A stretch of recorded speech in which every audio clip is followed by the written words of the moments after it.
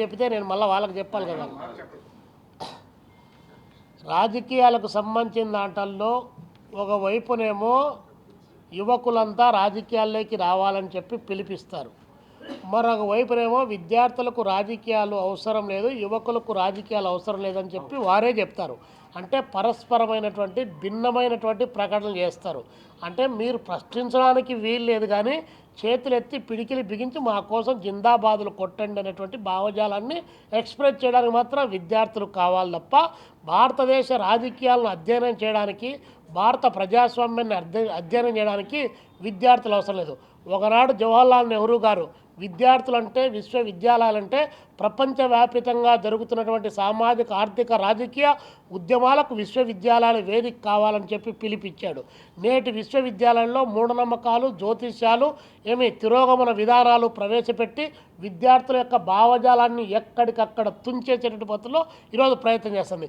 మేము ఇప్పుడున్నటువంటి పాలక వర్గాలను అడుగుతూ ఉన్నాం, ఈ రాష్ట్రంలో కూడా విశ్వవిద్యాలయాల్లో జరిగేటువంటి ఎన్నికలను రద్దు చేయడం ద్వారా జరిగిన నష్టం కార్పొరేట్లు రాజకీయాల్లోకి వచ్చారు, ఇసుక దొంగలు రాజకీయాల్లోకి వచ్చారు, ముఠా కోర్లు రాజకీయాల్లోకి వచ్చారు, భూ కబ్జాదారులు రాజకీయాల్లోకి వచ్చారు. అలాంటి వాళ్ళు చట్టసభల్లోకి పోయి శాసనాలను శాసిస్తూ ఉన్నారు. వారు భారత రాజ్యాంగాన్ని గురించి మాట్లాడి రాజ్యాంగంలో చెప్పినటువంటి స్వేచ్ఛ, సమానత్వం, సౌభ్రాతత్వం ఇవన్నీ కల్పిస్తామని చెప్పితే నమ్మడానికి ఎవరు కూడా సిద్ధంగా లేనటువంటి స్థితి ఈరోజు రాష్ట్రంలో, దేశంలో కొనసాగుతుంది. కాబట్టి రాజకీయాలు, విద్యార్థులకు రాజకీయాలు అవసరం. విద్యార్థులు రాజకీయాల్లోకి వస్తే చదువులు పోతాయని చెప్తున్నారు. చదువులు పోయాయా? నాడు 1977లో ఎమర్జెన్సీకి వ్యతిరేకంగా పోరాటం చేసినప్పుడు చదువులు పోయాయా? అంతకుముందు భారతదేశ స్వాతంత్రం కోసం పోరాటం చేసినప్పుడు చదువులు పోయాయా?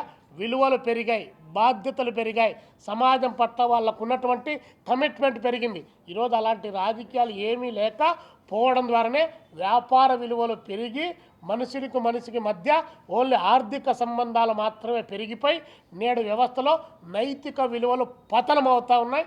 ఏ ఒక్కరూ మాట్లాడడానికి అవసరం లేదు. ఈరోజు ఈవి టీజింగ్లు జరిగినా, ర్యాగింగ్లు జరిగినా, మహిళలకు హక్కు లేకపోయినా, గంజాయి, హెరాయిన్, కొకైన్ ఇలాంటి దుర్మార్గమైన పరిస్థితులు ఏమైనా పెరిగాయంటే విద్యార్థులకు సామాజిక స్పృహ లేకుండా కేవలం పుస్తకాలకు పురుగులు మాత్రమే తయారు చేసినటువంటి నేపథ్యంలో కూడా వస్తున్నాయి. ఒకరో, ఇద్దరో, ముగ్గురో, నలుగురో, 5 మందో, ఒక 10 మందికి ర్యాంకులు వచ్చాయి కాబట్టి ఆ ర్యాంకులు చూపించి మీరు చదువుల్లో కొట్టుకొని పోండి అంటున్నారు తప్ప సామాజిక స్పృహ లేకుండా పోతుంది. దేశంలో అన్యాయాలు, అక్రమాలు, పేదరికం, దారిద్ర్యం, నిరుద్యోగం విపరీతంగా పెరుగుతుంది. ఎక్కడ భారత రాజ్యాంగాన్ని ఇంప్లిమెంట్ చేస్తున్నటువంటిది? ఈరోజు మనువాద సిద్ధాంతం అని చెప్తున్నాం, మనువాదులు భారత రాజ్యాంగాన్ని మార్చాలని చెప్తున్నారు.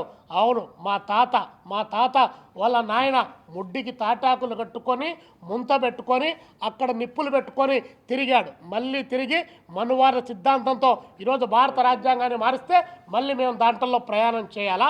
అలాంటి విధానాన్ని తీసుకొని రావడానికి ఈరోజు ప్రయత్నం జరుగుతుంది. కాబట్టి ఇవన్నీ వ్యతిరేకించాలంటే హరిజన, గిరిజన, దళిత, బహుజన వర్గాలు, మైనారిటీ వర్గాలు ఇవన్నీ కూడా తెలుసుకోవాలంటే భారత రాజ్యాంగం తెలియాల్సినటువంటి అవసరం ఉంది. అది పాఠ్య పుస్తకాల ద్వారా, విద్యాలయాల ద్వారానే జనరేషన్ను తయారు చేయాలి తప్ప ఊరిక మామూలుగా ఉపన్యాసాల ద్వారా సాధ్యమైనటువంటిది కాదు. ఆ చిత్తశుద్ధి ఉంటే ఈరోజు రాజ్యాంగ దివస్ నిర్వహించేటువంటి పాలక వర్గాలు దాన్ని ఇంప్లిమెంట్ చేయమని చెప్పి 1 సంవత్సరం పాటు ఇలాంటి కార్యక్రమానికి శ్రీకారం చుడితే ప్రశ్నించేటువంటి గొంతుకలు వస్తాయి. రాజ్యాంగం ఇచ్చిన హక్కులను కాపాడుకునేటువంటి పద్ధతులు వస్తుంది. సంపదను పోగేసుకున్నటువంటి దుర్మార్గులకు వ్యతిరేకంగా నిలబడి భారత జాతి సంపదను కాపాడుతారు.